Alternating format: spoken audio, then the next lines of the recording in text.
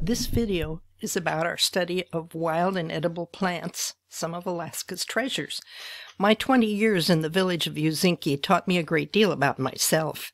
It also taught me valuable lessons that I would use later to teach me the attitudes I needed to create a successful online business. I surrounded myself with a circle of friends with similar interests, and together we learned a great deal about our Spruce Island world and about each other. We gained a wealth of knowledge that helped us grow. One of my most rewarding experiences while teaching adults in the village of Yuzinki, Alaska, was the establishment and development of my study group on wild and edible plants. We soon added medicinal plants to the mix as well. We started with 4 members: Angeline Anderson, Georgia Smith, Sasha Smith, and me, Fran Kelso. The group soon grew as we found more people interested. From the lofty name of the Yuzinki Botanical Society, our group soon degenerated into plants class.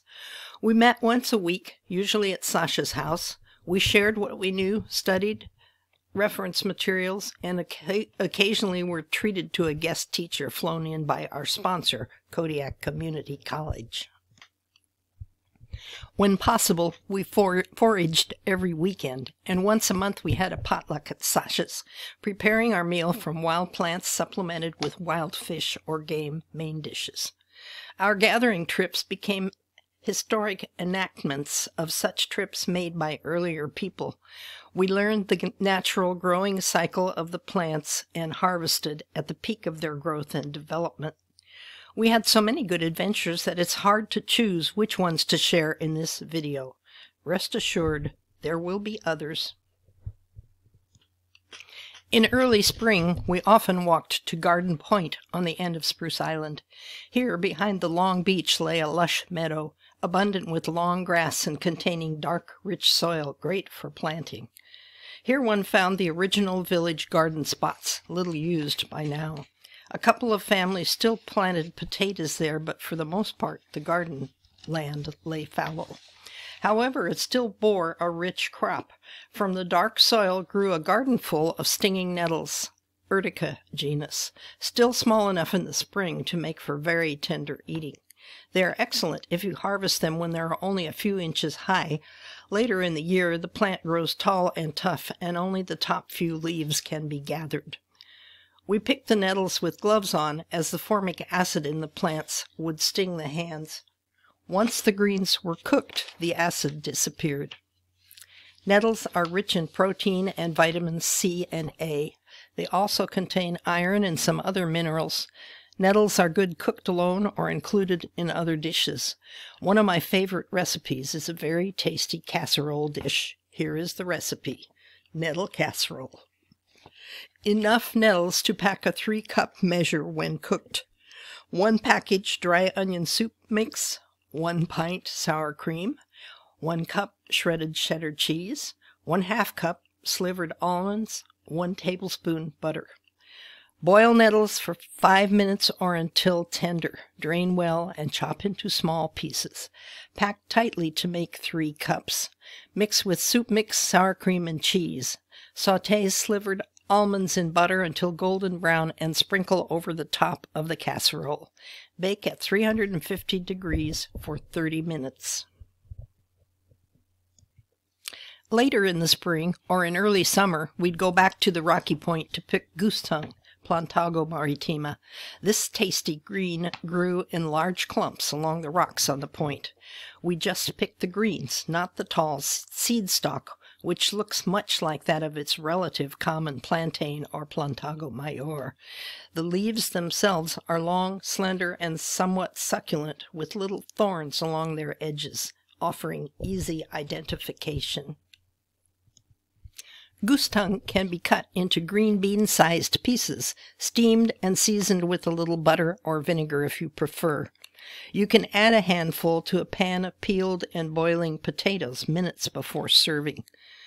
One time, a group of 14 of us, pretty good in a village with a population of 240, hiked across the island to the backside of Big Lagoon. Only Sasha knew the trail. We came out right on target to a sand flat filled with goose tongue. We brought garbage bags for that harvest and then took our greens home and froze them. What a treat on a cold winter day. Spring preserved in a jar. Another harvest we did later in the summer was for wild rose petals. Again, Sasha knew the way. She had taught me her tradition of keeping a kettle of tea concentrate on the back of the wood stove. When she wanted a cup, she'd throw a handful of dried rose petals in the bottom, add tea stock, and fill with hot water. The petals gave the tea a faint rose-like taste that was delightful. Sasha showed us a hillside completely covered with Rosa Nutkana bushes, so we could all gather plenty. One year when we went for petals, we'd had a lot of rain and the Katmai River was higher than usual. To get to our hillside, we had to cross the stream. 3 of us made it across. Sasha stood on the bank. "My boots aren't high enough. I don't want to come across," she complained. Just then Rosemary swooped up alongside her, picked up our stocky little friend, and waded into the water. Sasha was not pleased. She kept yelling, "Put me down," and some things in Russian we didn't want to ask her to translate. Rosemary put her down next to us where we stood staring in amazement, not daring to laugh. "Okay, I'll put you down," said Rosemary. For obvious reasons, we went home a different way that day. From the information we gathered, we eventually put together a book that was published by Alaska Northwest Publishing in 1980. It was titled Plant Lore of an Alaskan Island. Since its publication, I have put out a second edition with more drawings and more plants. It took me 5 years to complete that edition. How do these experiences relate to online business? They point out many things. For one, if we are part of a group that is united by a desire to learn, we can all help each other.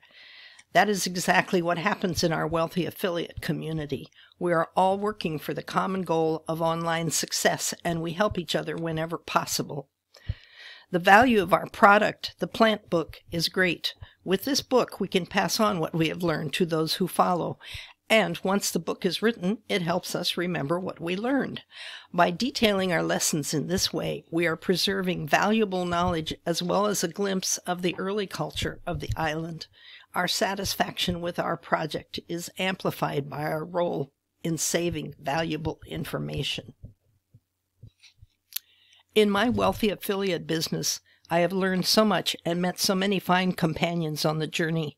If you too are still searching for the right opportunity for building an online business, please visit my website, https://buildtowinaffiliates.com, and click on any wealthy affiliate banner.